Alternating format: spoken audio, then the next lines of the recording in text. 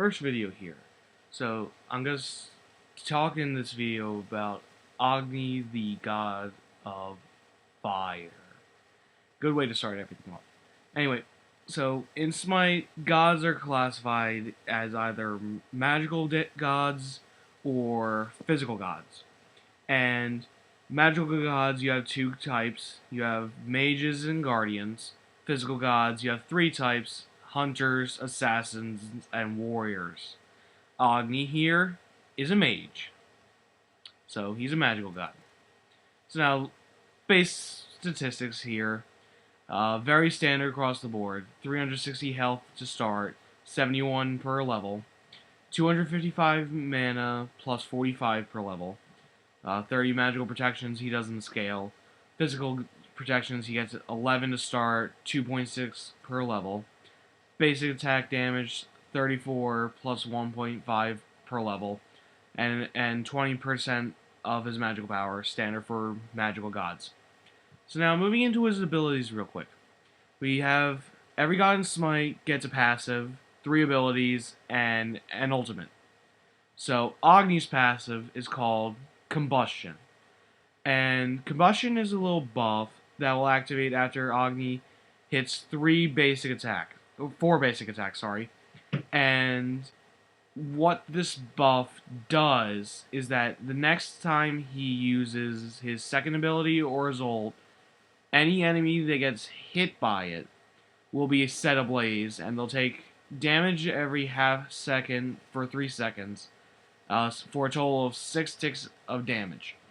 And this ability starts with 5 damage per tick plus 10% of his magical power, and this will apply to every enemy hit by the next cast of his 2 or ultimate. So now, his first ability is called Noxious Fumes. So Agni will summon a little cloud of fumes at his target location, and the fumes will do damage every second for 10 seconds.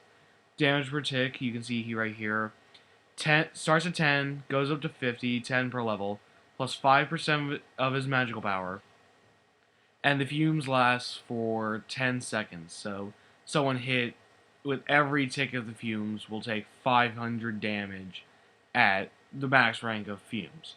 Now, the fumes aren't really used for damage, since someone can, just walk out of them and stop taking damage. What fumes are really used for is this 1 second stun. Any of Agni's other 3 abilities fired into fumes, no matter where they are, as long as they touch the fumes, the entire cloud will go up and stun every enemy in the location. And the stun doesn't scale, 1 second at all ranks. So, now, cooldown. This cooldown is 12 seconds.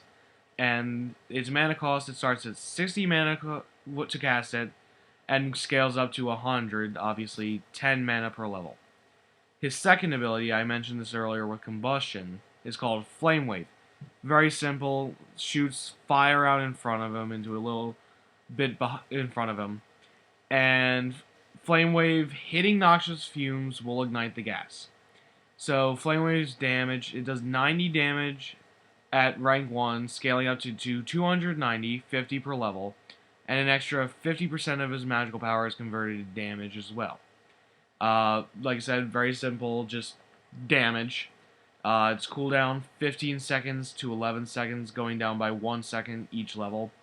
And its mana cost 60 mana to 100 mana, 10 mana per level. So now going into his third ability, Path of Flames. Agni will dash in whatever direction he's facing, and he'll leave a little trail of flames behind him. Any enemy that touches this path, it doesn't matter if they stand in it or if they just touch it once, they will be ignited. And they'll take damage every 0.5 seconds for 2 seconds. And this damage is, they take 20 damage per tick, up to 60, 10 per level, plus an extra 15% of magical power. And this path will last on the ground for 3 seconds. Now, and this path will also activate Noxious Fumes. And it doesn't matter if Noxious Fumes are on the ground when the flames are cast, or if it gets placed afterwards, it will ignite no matter what. And another thing to note, Agni is immune to knockback while he's dashing. He used to be CC immune, that doesn't exist anymore. But he will be in knockback immune, so don't worry. Now, about this duration and the damage that people take if they hit this path, um, if if they stand in the path of flames, the damage will be reset. So say someone walked into the flames, started taking damage, and they've been taking damage for a second. If they walk back into the flames, that duration will be reset and they'll take more damage. So this hits for 4 ticks normally. If they re-step into the flames, that will be reset. So now its cooldown is 15 seconds, doesn't go down at all, and it costs 70 mana going up to 90, increasing by 5 per level. So now Agni's ultimate ability, it's a very unique one in the fact that it doesn't have a massively long cooldown and it costs 0 mana. And it works differently than most ultimates. So every 20 seconds, Agni will gain a little floating flaming halo. This halo can be expended to summon a massive meteor that'll hit wherever he's targeting on the ground. And you can summon one every 0.8 seconds, which means you can fire one, 0.8 seconds later, you can fire another.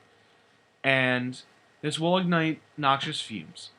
So now its damage, it does 160 damage for one meteor, going up to 300, increasing by 35 per level, plus 60% of his magical power. Now you'll notice this has a cost of 0. Rain Fire does not cost anything but 1 halo. And your cooldown depends on the halo, so you'll have a max 60-second cooldown. Now, just to note, no god can get their ultimate until level 5. And as soon as Agni hits level 5, he gains 1 free halo. So keep that in mind. So now, going into the good item build for Agni for Conquest. Now, there are 2 ways you can go with these starter items right here. This is called Vampiric Shroud. It gives you magical power, a little bit of health, and the passive this item gives you is when you get the last hit on a minion or a god or whatever, you'll gain back 10 health and 10 mana. This is your best sustaining starter item. It costs 800 gold. Now, for the second item that Agni buys, you can either do this item right here called Lost Artifact, gives 15 magical power and 5 mana per 5. So that 5 is every 5 seconds you'll get 5 mana back. And this is good for staying in lane for a while because you'll get mana. The other option is something called Tiny Trinket. It gives 20 magical power and 4% magical lifesteal. So if you hit something with a basic attack or an ability, you'll get 4% of its damage back as health. It's just also good for sustain if you're more worried about health. So now, core items, you definitely want Shoes of the Magi. They'll give you a lot of power, a little bit of some mana, and movement speed. That's very important. Every god in Smite needs movement. This game is a very movement-based game. Then, after you finish the boots, you can either start building another item if you're ahead.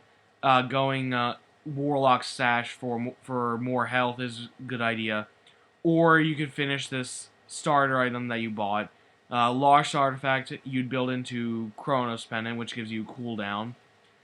Or if you get Tiny Trinket, you could go a few options. You could get Divine Ruin, which will reduce healing of gods that get hit by your abilities. Good for anti-healing and if the enemy team has healers. Or you could build into Bancroft's Talon, which gives you a lot of power and 12% lifesteal, as well as its passive, which will increase your magical power as you lose health. Or you could build it into Pythagorean's Piece, which gives you lifesteal, power, cooldown, and the passive that will give nearby gods and yourself extra magical power and extra lifesteal. Then, after that, a good idea is to build into Obsidian Shard, especially if there's a lot of tanky targets that have a lot of magical protection. Or, instead of Obsidian Shard, you could get Spear of the Magus, which will, every time you hit an enemy with an ability, they will lose some magical protections. Obsidian Shard will give you flat penetration. Spear of the Magus will give you the pen and protection reduction.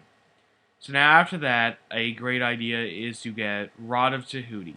And Rod of Tahuti gives you 125 magical power, and its passive ability, which will increase all magical power by, I think, 25%. It's a lot of power.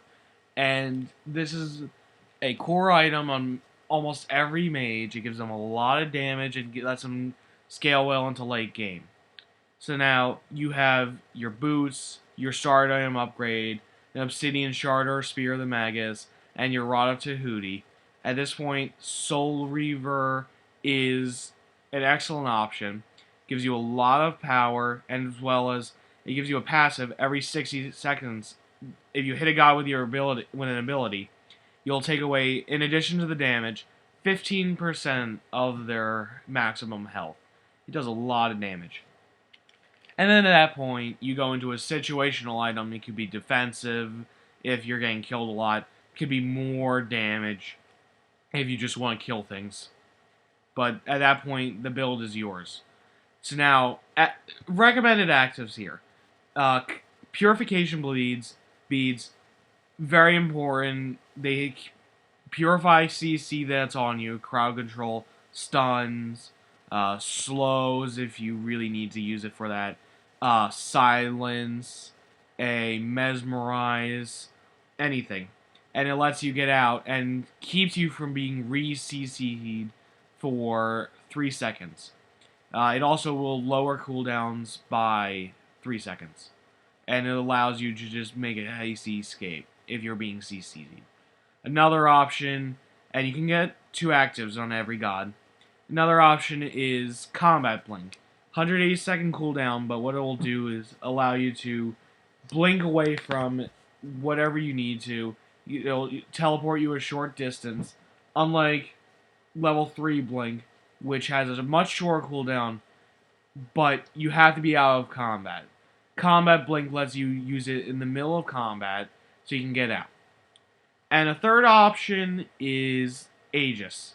And Aegis is good if the enemy has a lot of bursty characters that are going to kill you quickly. Aegis will save you from the burst, but it's risky because there are 2 variations of Aegis. Aegis Pendant lets you move around, but you'll still be subject to CC. So someone can stun you right as the pendant wears off, and you're still pretty much dead. Aegis, the other one, will make you stand still, but you're immune to CCC. So if you have a chance, you can get out, and Agni having his dash allows him to get out pretty easily. So now, his skins, you have a standard Agni skin. Every god gets a golden, diamond, and a legendary. Golden you can get after you master them once, legendary at mastery 5, diamond at mastery 10. And then every god who gets a recolor, Agni has Incinerator, makes him blue and silver, and all his fires blue. Then he has 3 gem skins, which are your real money skins. He has Infernal Agni, which was an exclusive item to the Odyssey. It's no longer available. There's the Volcanic skin, kind of makes him all rocky, and his Path of Flames will have fiery spikes. Not much difference. And then there's Swagni, and Swagni's pretty ridiculous. It makes him kind of a classic pimp. Makes all his fire kind of purple pinkish.